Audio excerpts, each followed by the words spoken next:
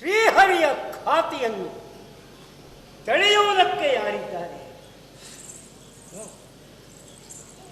ಪಾಂಡವ ಸೇನೆಯಲ್ಲಿ ಕೌರವ ಸೇನೆಯಲ್ಲಿ ಭೀತರಾಗಿ ಕಣ್ಮುಚ್ಚಿದವರನ್ನು ಕಾಣುತ್ತಿದ್ದೇನೆ. ಭಗವನ್, ನೀನು ಕ್ರೋಧೋದ್ದೀಪಿತನಾಗಿ ಮುಂದರಿದರೆ ಆಗಬಹುದಾದ ಅನಿಷ್ಟಗಳೇನು ಎಣಿಸಿಯೇ ನಾನು ಹೆದರಿದೆ. ರಥದಿಂದ ಕೆಳಗಿಳಿದು ಸನ್ನಿಧಾನಕ್ಕೆ ಬಂದೆ. ಕೋಮಲವಾದ ನಿನ್ನ ಕರಗಳನ್ನು ಭದ್ರವಾಗಿ ಹಿಡಿದುಕೊಂಡು ದೂವುವುದಕ್ಕಾಗಿ ಸ್ವಾಮಿ, ನಿನ್ನ ಕೈ ಎಷ್ಟು ಕೋಮಲವೋ ಹೃದಯವೂ ಅಷ್ಟೇ ಕೋಮಲ. ಅದು ಕಠಿಣವಾಗುವುದಕ್ಕಾದರೂ ಇದೆ. ಶ್ರೀದೇವಿ ನಿನ್ನನ್ನು ಒಲಿದಳಂತೆ, ನಿನ್ನೆದೆಯಲ್ಲಿ ಆಶ್ರಯವನ್ನು ಕೇಳಿದಳಂತೆ. ನಾರಾಯಣಸ್ಯ ಹೃದಯೇ ಭವತಿ ಯಥಾಸ್ತೆ ನಿತ್ಯ ನಾವು ಹೇಳ್ತೇವೆ. ಓ ಸ್ವಾಮಿ, ಆಕೆ ನಿನ್ನ ಎದೆಯನ್ನು ಬಿಟ್ಟು ಹೋಗುವುದಕ್ಕಿದೆಯೇ? ಎಲ್ಲಿ ಲಕ್ಷ್ಮೀ ಇದ್ದಾಳೋ ಅಲ್ಲಿ ಕಾಠಿಣ್ಯ ಇಲ್ಲ. ಕೋಮಲತೆ, ಕೇವಲ ಕೋಮಲತೆ. ಕೋಮಲವಾದ ಕೈಗಳಿಂದ ಸುದರ್ಶನವನ್ನೆತ್ತಿ ಇನ್ನೇನು ರಥದಿಂದ ತುಮ್ಮಿಕ್ಕಿದ ನೀನು ನನ್ನನ್ನು ಕೊಲ್ಲುವುದಕ್ಕಾಗಿ ಮುಂದುವರಿಯುವೆ? ಇಲ್ಲ ಸ್ವಾಮಿ, ವಾಸ್ತವ್ಯವಾರಿಸಿ ನಿನ್ನನ್ನು ಹಾಡಿ ಹೊಗಳಿದವರು ನಾವು. ಅಲ್ಲಿ ಎಳ್ಳಿ ನಿಂತು ಕ್ರೋಧಾದಿಗಳಿಗೆ ಅವಕಾಶವಿಲ್ಲ.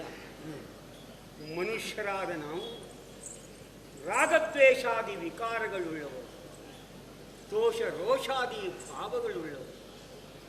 ನಿನ್ನಲ್ಲಿ ಅಂತಹದ್ದೇನಿಲ್ಲ. ನೀನು ಸಾಕ್ಷೀಭೂತ. ನನ್ನನ್ನು ಕೊಲ್ಲುವುದಕ್ಕೆ ನೀನು ಚಕ್ರವನ್ನೆತ್ತಿದೆಯಾ? ನಿನ್ನನ್ನೇ ನಂಬಿದ ಸೇವಕ ವರ್ಗದವರನ್ನು ಸದಾ ಸರ್ವದಾ ನೀನು ಪಾಲಿಸುತ್ತಿರುವೆ. ಈ ನಂಬಿಕೆ ನಮ್ಮದು ಸ್ವಾಮಿ. ನನ್ನ ಕೊರಳರಿದೆ ಎಂದಾದರೆ ಯಾರು ಹರಿಯನ್ನು ನಂಬುವರೋ ಅವರನ್ನು ಹರಿಯೇ ಕೊಲ್ಲುತ್ತಾನೆ. ಈ ಅಪಖ್ಯಾತಿ ನಿನಗೆ ಬಾರದೇ ಇರುತ್ತದೆ. ನಿನ್ನನ್ನು ನಂಬಿದವರಿಗೆ ಯಾರಿಂದಲಾದರೂ ಉಪಹತಿ ಉಂಟಾದಾಗ ಅವರನ್ನು ರಕ್ಷಿಸುವುದಕ್ಕೆ ನೀನು ಮುಂದಾಗುವೆ. ನಿನ್ನ ಚಕ್ರವೂ ಮುಂದಾಗುವುದಿದೆ. ಅದನ್ನು ನಾನು ಮರೆಯಲಾಪಿ. ನನ್ನನ್ನು ಕೊಲ್ಲುವುದೇ ಉದ್ದೇಶವಾಗಿ ನೀನು ಚಕ್ರವನ್ನೆತ್ತಿದೆ ಎಂದಾದರೆ ಸ್ವಾಮಿ, ನನಗೆ ಬದುಕುವ ಆಶೆ ಇಲ್ಲ. ಅಯ್ಯೋ, ನೋಡಿದೆಯಾ, ಚಕ್ರ ಎತ್ತಿಯಾಗಿದೆ. ಕಡಿಯುವುದು ಕಡಿಯುವುದು. ನನ್ನ ಮಕ್ಕಳು, ನನ್ನ ಮೊಮ್ಮಕ್ಕಳು, ನನ್ನ ಬಂಧುಗಳು, ನನ್ನ ಬಾಂಧವರು ಎಲ್ಲ ಒಂದಾಗಿ ಕುರುಕ್ಷೇತ್ರದಲ್ಲಿ ನೆಲಕ್ಕ ಸ್ವಾಮಿ ಸಂಪತ್ತಿದೆ. ಹೌದು, ಹೋರಾಟವನ್ನು ನಡೆಸುತ್ತಾ ಇದ್ದಾರೆ. ಈ ಜಗಳವನ್ನು ನಾನು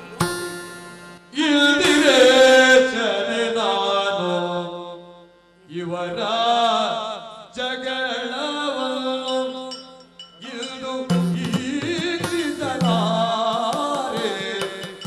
ತಿಳಿದುಕೊಳ್ಳಾರೆ. ಇವರ ಜಗಳವನ್ನು ಇದು ಈಗಿಸಲಾರೆ ತಿಳಿದುಕೊಳ್ಳಾರೆ.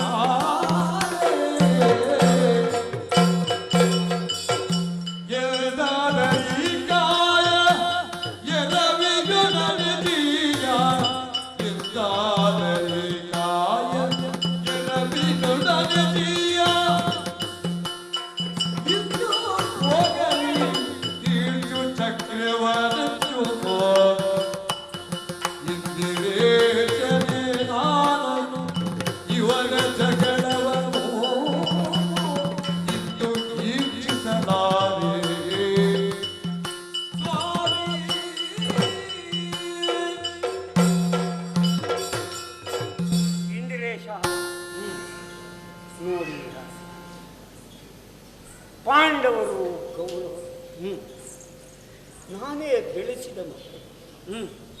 ಸ್ವಾಮಿ, ಸೇರಿದವರೆಲ್ಲ ಒಂದಲ್ಲ ಒಂದು ವಿಧದಿಂದ ನನ್ನ ದೇಹಾನ್ಬಂಧವುಳ್ಳ ನೆಲಕ್ಕಾಗಿ ಸಂಪತ್ತಿಗಾಗಿ ರಕ್ತಧಾರೆಯನ್ನು ಹೊರಿಸುತ್ತಿದ್ದಾರೆ. ಯಾರನ್ನೆಲ್ಲ ಕೂಡಿ ಸುಖೋಪಭೋಗಗಳನ್ನು ನಾವು ಅನುಭವಿಸಬೇಕು, ಅಂಥವರೆಲ್ಲರೂ ಇಲ್ಲಿ ನೆಲಕ್ಕಾಗಿ ಪರಸ್ಪರ ಜಗಳ ಮಾಡುತ್ತಿದ್ದಾರೆ. ಜಗಳ ಮಾಡುತ್ತಿದ್ದಾರೆ. ಬದುಕುವುದಕ್ಕೆ ತಿಳಿಯದವರು ಸಾಯಲೇಬೇಕು. ಇದನ್ನು ಹೋಗಲಿ ಆ ಕಡೆ. ಯಾವ ರೀತಿಯಿಂದಲೂ ನಿಲ್ಲಿಸುವುದಕ್ಕೆ ನನ್ನಿಂದ ಆಗಲಿ. ನೋಡಲೇ ನೋಡುವೆ, ನಾನು ಬದುಕಿದ್ದೇನೆ.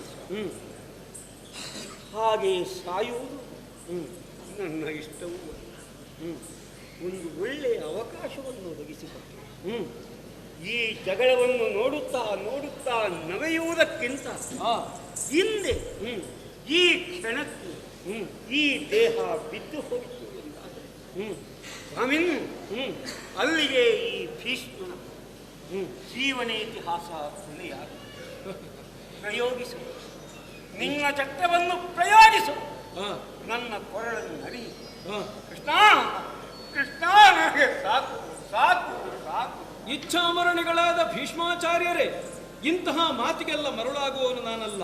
ಚಕ್ರವನ್ನು ಎತ್ತಿ ಆಗಿದೆ, ಕಡಿತೇನೆ ನಿಮ್ಮ ಶಕ್ತಿ, ಕಡಿತೇನೆ ಈ ಕ್ಷಣ. ಎನಗೆ ನಗೆಯು ಬಂತು ನಿನ್ನನ್ನು ಕಂಡಿತು.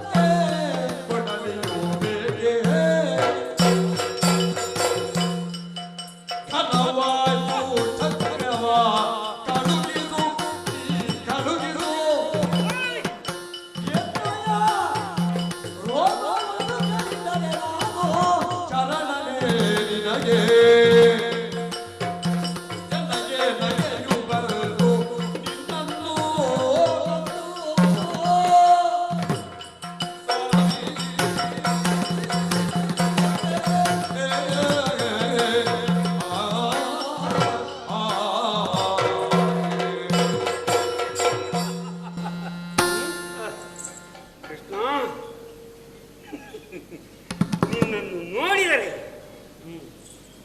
ನಗು ಬರುತ್ತಿದೆ. ಸಂಕಲ್ಪ ಮಾತ್ರದಿಂದ ಮಹತ್ ಕಾರ್ಯಗಳನ್ನು ಸಾಧಿಸುವುದಕ್ಕೆ ನೀನು ಶಕ್ತ. ಭೀಷ್ಮ ಸಾಯಲಿ ಹೀಗೆ ನೀನೆನಿಸಿದರೆ ಹೆಣ್ಣ ಉರುಳಿ ಹೊತ್ತಾಗ್ತಿತ್ತು. ಹಾಗೇನೂ ಮಾಡಲಿಲ್ಲ. ಚಕ್ರವನ್ನೆತ್ತಿದೆ. ಹುಲ್ಲು ಕಡ್ಡಿಯನ್ನು ತುಂಡು ಮಾಡುವುದಕ್ಕೆ ಕೊಡಲಿಯನ್ನು ಯಾರಾದರೂ ಬಳಸುತ್ತಾರೆ. ನನ್ನಂತಹ ಸಾಮಾನ್ಯನು ಕೊರಳೆರಿಯುವುದಕ್ಕೆ ಚಕ್ರ ಬೇಕೇ ಕೃಷ್ಣ. ಖನವಾಯಿತು. ಕೃಷ್ಣ,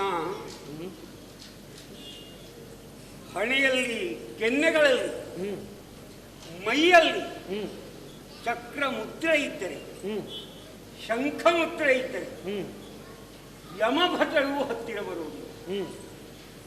ಅಂತಹ ಭಕ್ತರನ್ನು ರಕ್ಷಿಸುವುದಕ್ಕೆ ನಿನ್ನ ಸುದರ್ಶನ ಮುಂದುವರಿಯುತ್ತದೆ. ವಾಸುದೇವ, ನಿನ್ನ ಭಕ್ತನಾದ ನಾನೇ ನಿನಗೆ ನೋವುಂಟು ಮಾಡಿದನಲ್ಲ, ಆಗ ಚಕ್ರ ಮುಂದುವರಿಯುವುದಕ್ಕೆ ಸಿದ್ಧವಾಯಿತೇನು. ಮುಂದುವರಿಯಕೂಡದು ಎಂಬುದಕ್ಕಾಗಿ ಆ ಚಕ್ರವನ್ನು ನೀನು ಕೈಯಲ್ಲಿ ಹಿಡಿದು, ನೀನು ಕೈಯಲ್ಲಿ ಹಿಡಿದ ಮೇಲೆ ಅದು ಮಿಸುಕಾಡುವುದಕ್ಕಿದೆ. ಘನವಾಯಿತು ಸ್ವಾಮಿ. ನಿನ್ನ ಈ ನಡವಳಿಕೆ ಆಶ್ಚರ್ಯವನ್ನು ಹುಟ್ಟಿಸಿದೆ. ಪ್ರಯೋಗಿಸು. ನೀನು ನಾನು ಸಾಯಬೇಕೆಂದು ಇಚ್ಛಿಸಿ ಚಕ್ರವನ್ನು ಪ್ರಯೋಗಿಸಿದರು ಭೀಷ್ಮನ ಕೂದಲನ್ನು ಆ ಚಕ್ರ ಕತ್ತರಿಸುವುದಕ್ಕಾಗುವುದಿಲ್ಲ. ಪ್ರಯತ್ನ ಮಾಡಿ ನೋಡು. ಪ್ರಯೋಗಿಸು.